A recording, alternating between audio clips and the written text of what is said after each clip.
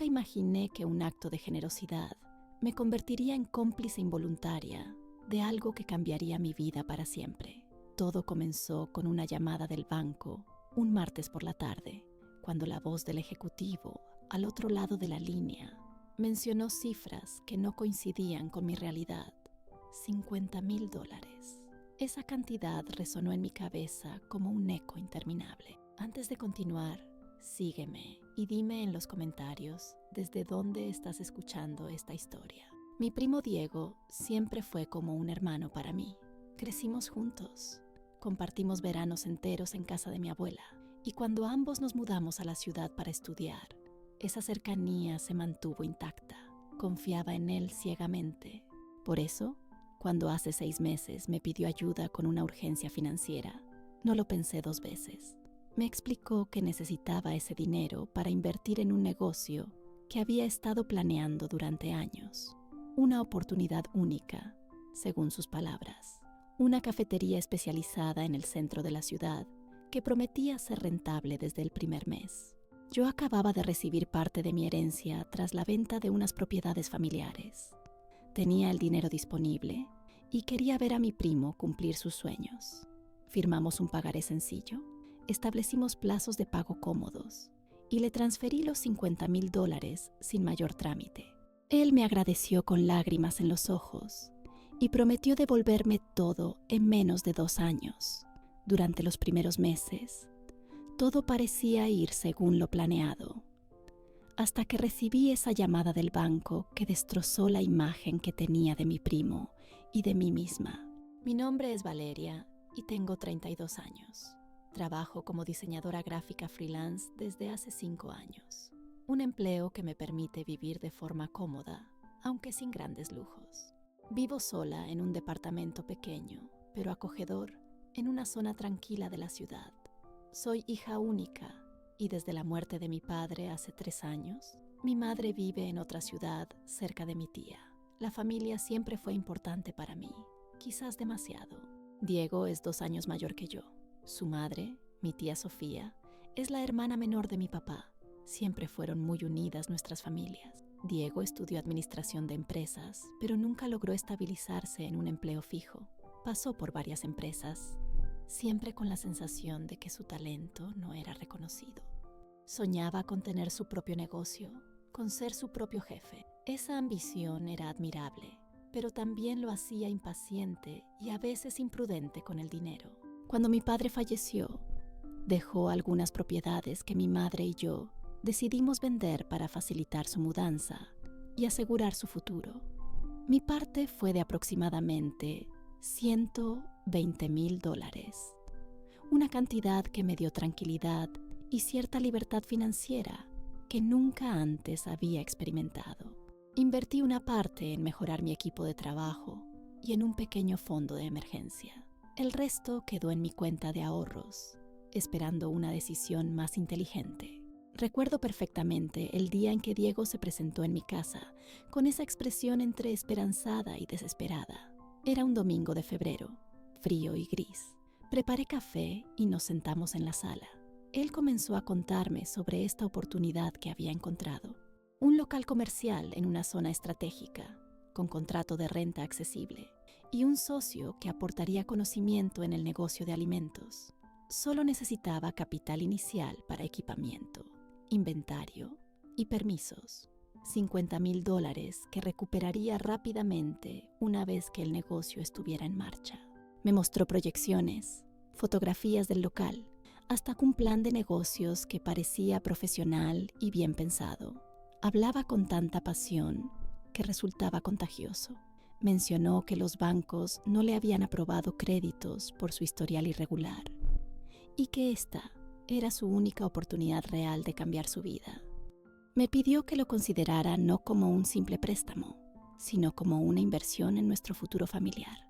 Yo sería su primera inversionista y él nunca olvidaría ese gesto. ¿Y tú, alguna vez pasaste por algo parecido? Cuéntamelo en los comentarios, quiero leerte. Las primeras semanas después de la transferencia fueron normales.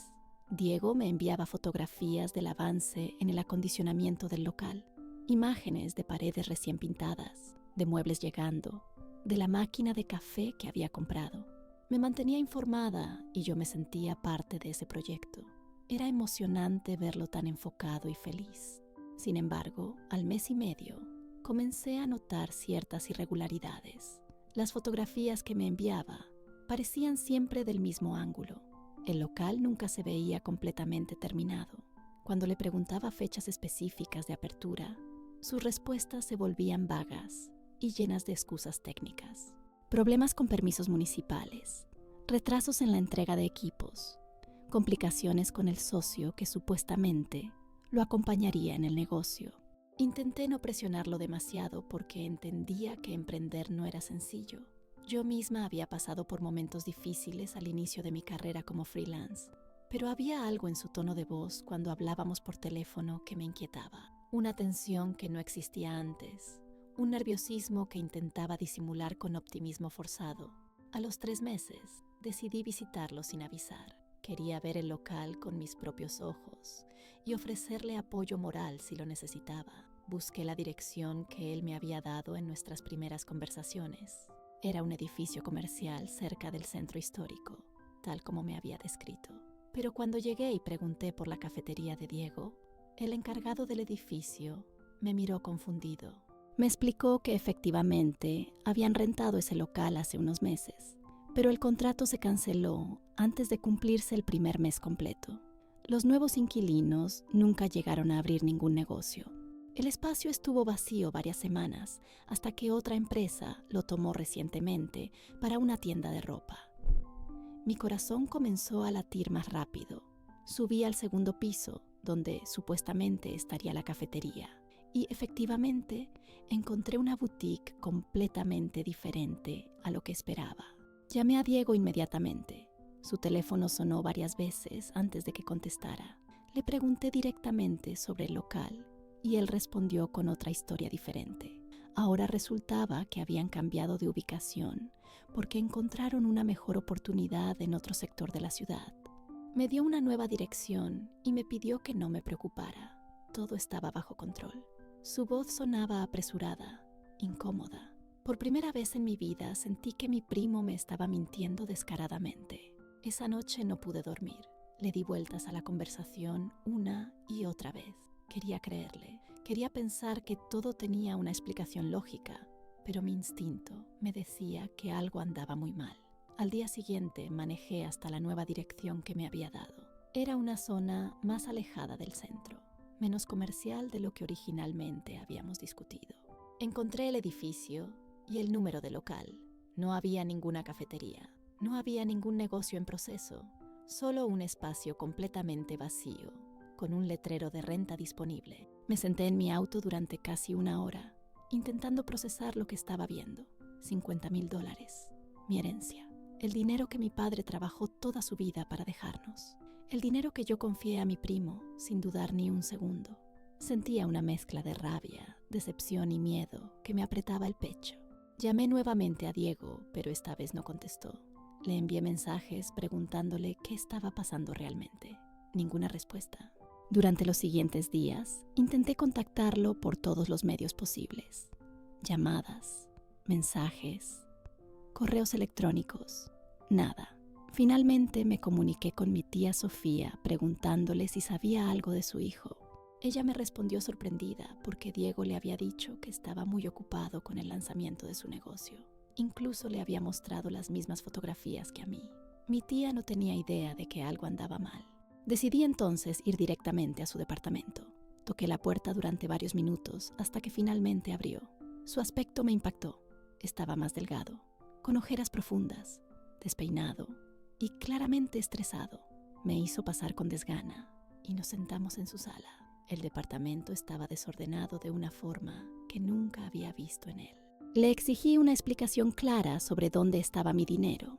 Diego se llevó las manos a la cara y permaneció en silencio durante lo que pareció una eternidad. Finalmente comenzó a hablar. Me contó que efectivamente había rentado el primer local, pero surgieron problemas con los permisos que no anticipó y perdió el depósito y parte de la inversión inicial. Luego intentó buscar alternativas, pero los costos eran mucho más altos de lo proyectado. El socio que mencionó nunca existió realmente. Era una mentira para darle más credibilidad a su plan. Me explicó que había usado parte del dinero en pagar deudas personales que tenía acumuladas, tarjetas de crédito, préstamos pequeños que había pedido a otras personas. Pensó que podría solucionarlo rápidamente y recuperar todo antes de que yo me diera cuenta. Pero las cosas se complicaron más de lo esperado. Mientras Diego me contaba su versión, mi mente trabajaba a toda velocidad, tratando de entender la magnitud del problema. Le pregunté cuánto dinero quedaba exactamente. Bajó la mirada y admitió que de los $50,000 originales, solo quedaban aproximadamente 8,000. El resto se había esfumado entre rentas fallidas, pagos de deudas, gastos personales y algunos intentos desesperados de inversiones que tampoco funcionaron. Sentí que el piso se abría bajo mis pies. $42,000 perdidos. Mi herencia prácticamente destruida por la irresponsabilidad de alguien en quien confié ciegamente. Le grité por primera vez en mi vida. Le reclamé su traición, su mentira, su falta de respeto hacia mí y hacia la memoria de mi padre. Diego lloraba y repetía que lo sentía, que nunca quiso que esto pasara, que encontraría la forma de devolverme todo, pero las disculpas no devolvían el dinero. Le exigí que me mostrara documentos, recibos, cualquier evidencia de dónde había ido cada centavo. Con manos temblorosas, sacó una carpeta desorganizada con papeles arrugados, facturas del local que nunca se concretó, estados de cuenta bancarios, comprobantes de pagos a acreedores que yo desconocía. Revisé todo con lágrimas de frustración corriendo por mis mejillas. En medio de esos documentos encontré algo que llamó mi atención. Un contrato de préstamo con una entidad financiera que no reconocí. Estaba fechado apenas 3 semanas después de que yo le había transferido el dinero. Diego había solicitado un crédito personal por $25,000 adicionales. Le pregunté para qué necesitaba más dinero, si yo ya le había dado 50,000. Su respuesta me dejó helada. Confesó que tenía deudas con personas peligrosas, prestamistas informales que le habían prestado dinero meses atrás, con intereses altísimos. Estaba siendo amenazado y necesitaba saldar esas cuentas urgentemente, o su vida corría peligro. Por eso había usado la mayor parte de mi dinero para pagar esas deudas, y luego pidió el crédito bancario intentando financiar el negocio con eso. Pero ese crédito también se fue en pagar más deudas acumuladas. En ese momento pensé que había descubierto toda la verdad. Mi primo era un irresponsable financiero que había metido el dinero de su familia en un agujero negro de deudas y malas decisiones. Me sentí traicionada, pero al mismo tiempo aliviada de finalmente conocer la realidad completa. O al menos eso creía. Lo que vendría después demostraría que esa era solo la punta del iceberg de una mentira mucho más grande y retorcida. Salí del departamento de Diego con la carpeta de documentos en mis manos y un peso enorme en el pecho. Manejé de regreso a mi casa en piloto automático, con la mente nublada por la rabia y la tristeza. Esa noche lloré hasta quedarme sin lágrimas. Había perdido una fortuna y, lo que era peor, había perdido la confianza en alguien que consideraba familia verdadera. Los días siguientes fueron un infierno emocional. No podía concentrarme en mi trabajo. Rechacé proyectos porque no tenía la claridad mental para diseñar nada. Apenas comía y dormía peor. Mi madre llamó preocupada porque mi tía Sofía le había contado sobre la situación. Tuve que explicarle lo sucedido y escuchar su decepción no solo con Diego, sino también conmigo, por haber sido tan ingenua. Decidí consultar con un abogado para ver qué opciones legales tenía.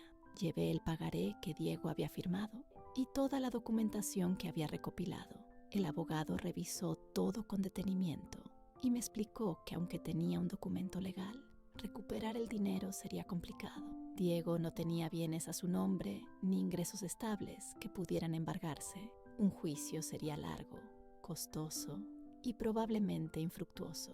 Sentí que estaba en un callejón sin salida. No podía recuperar mi dinero por la vía legal sin gastar más dinero que no tenía.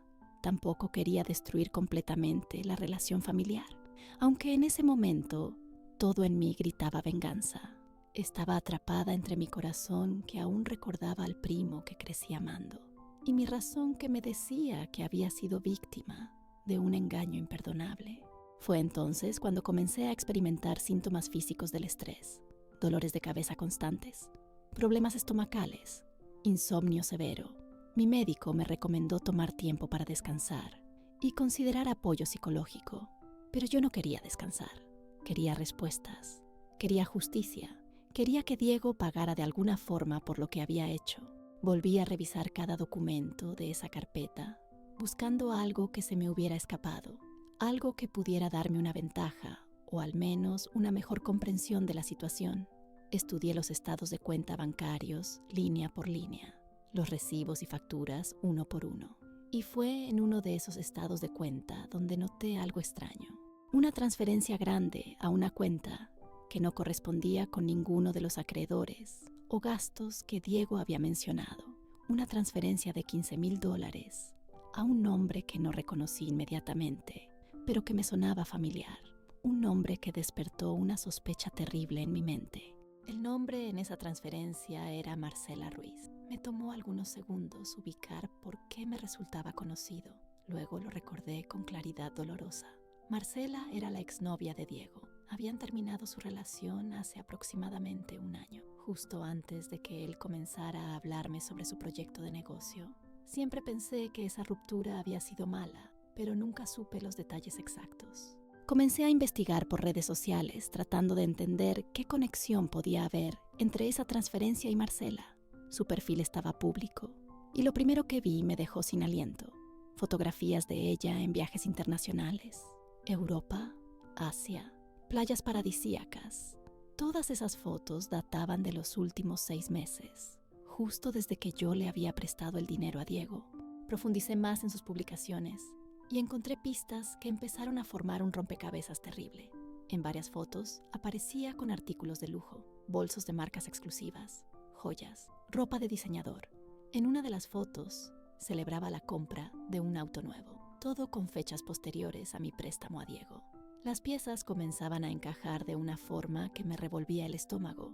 Contraté a un investigador privado que se especializaba en fraudes financieros. Le mostré todo lo que había encontrado y él comenzó a rastrear las transacciones. Lo que descubrió fue devastador. Diego y Marcela nunca habían terminado realmente su relación. Todo había sido una farsa. Ellos planearon juntos una forma de conseguir dinero de familiares y conocidos. Diego se acercaba a personas cercanas con historias de negocios y oportunidades. Marcela permanecía en las sombras, recibiendo las transferencias. El investigador encontró que no era la primera vez que lo hacían. Antes de mí, Diego había estafado a otros 2 conocidos con montos menores, siempre con la misma historia del negocio, siempre con lágrimas y promesas, y siempre con Marcela, esperando del otro lado para recibir el dinero y gastarlo en lujos. Mi caso había sido el más grande hasta ahora. $50,000 que se habían dividido entre ellos para financiar un estilo de vida que no podían costear de otra forma. La traición ya no era solo de un primo irresponsable con deudas, era un fraude premeditado, una estafa diseñada específicamente para manipular mis sentimientos familiares y robarme el dinero de mi herencia. Diego había llorado frente a mí, había actuado desesperado, había inventado amenazas de prestamistas peligrosos. Todo era mentira. Todo había sido un teatro cruel para vaciar mis ahorros mientras él y su cómplice disfrutaban de viajes y lujos con el sudor de mi padre muerto. Con toda la evidencia recopilada por el investigador privado, volví con el abogado. Esta vez la situación era completamente diferente. Ya no se trataba solo de un préstamo no pagado, sino de un fraude con premeditación y engaño. El abogado me explicó que ahora sí tenía bases sólidas para presentar una denuncia penal, no solo un juicio civil. Diego y Marcela podrían enfrentar cargos serios. Presenté la denuncia formal ante las autoridades. La policía inició una investigación y con la documentación que yo había recopilado, más las pruebas bancarias, el caso se construyó rápidamente. Citaron a Diego a declarar y al principio intentó mantener su historia original, pero cuando le mostraron las transferencias a Marcela, y el rastro del dinero, su fachada se derrumbó por completo. Confesó todo.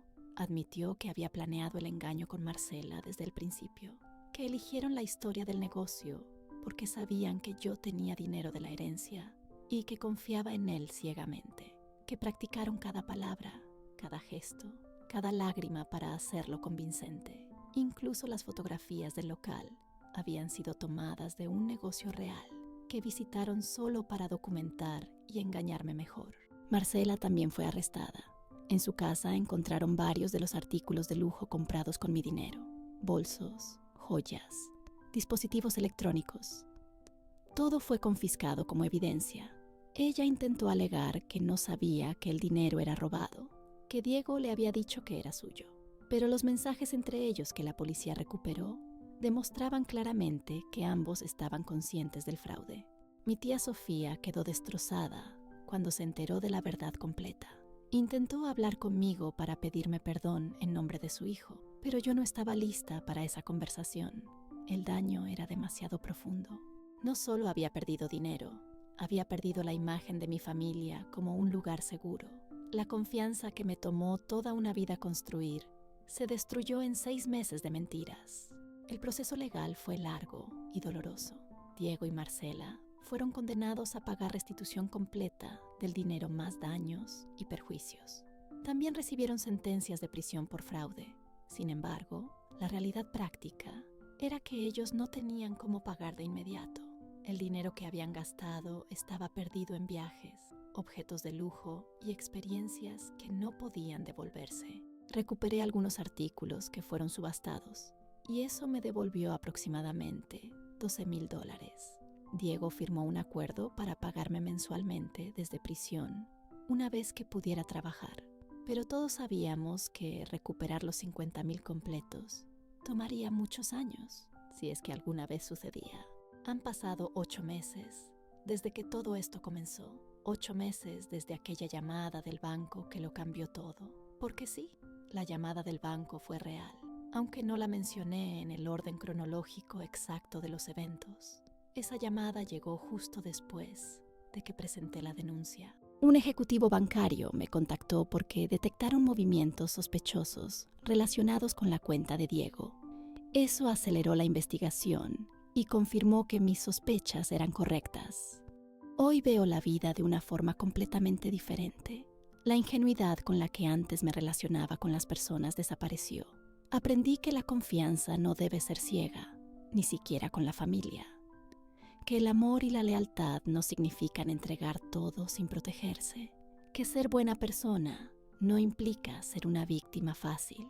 He trabajado intensamente en terapia para procesar el trauma emocional de esta experiencia. No fue solo la pérdida del dinero lo que me afectó, fue la sensación de haber sido vista como alguien fácil de manipular. Fue el darme cuenta de que mientras yo lo veía como familia, él me veía como una oportunidad. Eso dolió más que cualquier cifra bancaria. Mi relación con el resto de mi familia también cambió. Algunos me apoyaron incondicionalmente, otros pensaron que yo exageré al meterlo a prisión, que debí resolverlo en privado. Esas opiniones me enseñaron quién realmente entendía la gravedad de lo sucedido y quién minimizaba mi dolor por mantener una falsa paz familiar. Profesionalmente, esta experiencia me motivó a trabajar más duro. Reconstruir mis ahorros se convirtió en una meta obsesiva. Acepté más proyectos, mejoré mis tarifas, diversifiqué mis clientes. El dinero que perdí representaba años de trabajo de mi padre, y yo no iba a permitir que ese esfuerzo se esfumara sin luchar por recuperarlo de alguna forma. También aprendí sobre inteligencia financiera. Antes de esto, yo era descuidada con mis finanzas. No llevaba un control estricto de mis gastos, ni planeaba inversiones con seriedad. Ahora tengo asesoría financiera profesional, fondos de emergencia bien estructurados, y jamás mezclo las emociones con las decisiones de dinero. ¿Perdonaré algún día a Diego? Honestamente no lo sé. El perdón es un proceso personal que no puede forzarse. Hay días en que siento algo parecido a la compasión cuando pienso en él en prisión. Otros días la rabia vuelve con la misma intensidad del principio. Lo que sí sé es que nunca olvidaré lo que hizo y que esa lección, por dolorosa que haya sido, me hizo más fuerte y más sabia. Si hay algo que esta experiencia me enseñó, es que los actos de bondad no deben convertirse en actos de ingenuidad. Ser generosa con mi familia era algo hermoso, pero debía hacerlo con límites claros y protecciones legales reales. Un contrato firmado ante notario, garantías verificables, documentación adecuada. Todas esas cosas que parecían innecesarias entre familia resultaron ser esenciales. Hoy, cuando alguien me pide dinero prestado, no importa quién sea, tengo una conversación diferente. Establezco desde el principio que si no puedo permitirme perderlo, no lo presto. Y si lo presto, lo hago con documentación formal y expectativas realistas. Ya no me avergüenza proteger mis recursos. Ya no siento culpa por poner límites financieros. La vida continúa, mis proyectos profesionales florecen, mis ahorros se reconstruyen lentamente, mi salud emocional mejora con cada sesión de terapia. Y aunque la herida de esta traición todavía duele cuando la toco, ya no sangraría como antes. Se está convirtiendo en cicatriz, en historia, en lección aprendida.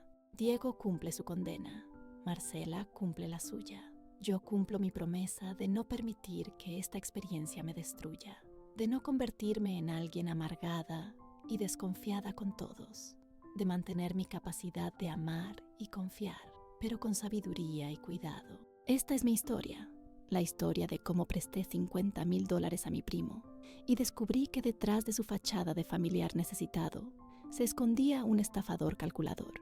La historia de cómo la lealtad familiar fue usada como arma en mi contra, y la historia de cómo sobreviví a esa traición y elegí reconstruirme más fuerte. Si te gustó esta historia, no olvides dejar tu like, compartirla y seguirme para más relatos como este.